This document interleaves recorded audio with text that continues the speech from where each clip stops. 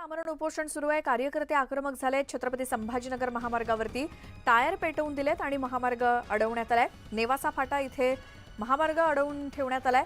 गेल्या 8 दिवसांपासून आमरण उपोषण सुरू आहे धनगर समाजाचं आणि धनगर समाजाचा अनुसूचित जमातीमध्ये समावेश व्हावा अशी त्यांची मागणी आहे। सरकार लक्ष देत नसल्यामुळे आज महामार्ग अडवण्यात आलाय आणि अचानक महामार्गावरती टायर पेटवून टाकल्यामुळे पोलिसांची धावपळ झाली। नगरच्या नेवासे फाट्यावरती धनगरांचं गेल्या 8 दिवसांपासून उपोषण सुरू आहे आणि छत्रपती संभाजीनगर मधल्या महामार्गावरती हे असे टायर पेटवून देण्यात आले। अधिक माहितीसाठी जाऊयात, आमचे प्रतिनिधी हरीश दिमोटे आहेत आपल्यासोबत फोन लाईनवरती। हरीश, धनगर समाजाच्या या आंदोलनामुळे काय परिणाम दिसतायत? नक्कीच आपण जर बघितलं तर गेल्या 8 दिवसांपासून अहमदनगर जिल्ह्यातील नेवासा फाटा या ठिकाणी प्रल्हाद तोरमारे यांच्यासह संभाजीनगर किंवा जालना अहमदनगर जिल्ह्यातले 6 जे उपोषणकर्ते आहे यांचं आमरण उपोषण सुरू आहे।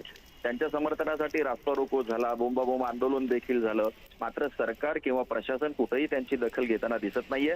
आज अचानकपणे तो जो उपोषण स्थळ आहे नेवासा फाटा या ठिकाणचं, त्या ठिकाणी अज्ञातांनी टायर पेटवून तो जो महामार्ग आहे तो अडवला आणि त्याच वेळी मग उपोषणकर्त्यांच्या जवळचे जे कार्यकर्ते आहेत त्यांनी ते पेटवलेले टायर बाजूला केले आणि तो रस्ता मोकळा करून दिला। मात्र ह्या सगळ्या याच्यामध्ये आपण जर बघितलं तर कुठेतरी हे यांचे कार्यकर्ते असावे की ज्यांना सरकारने या उपोषणाकडे लक्ष द्यावं, यासाठी हे टायर पेटवून सरकारचं लक्ष वेधण्याचा हा प्रकार आहे। धनगर समाजाचा अनुसूचित जमातीमध्ये समावेश केला जावा ही प्रमुख मागणी घेऊन सुरू असलेलं उपोषण जे आहे त्याकडे सरकारने लक्ष द्यावं, यासाठी हे आंदोलन केलं असावं अशी शक्यता आहे।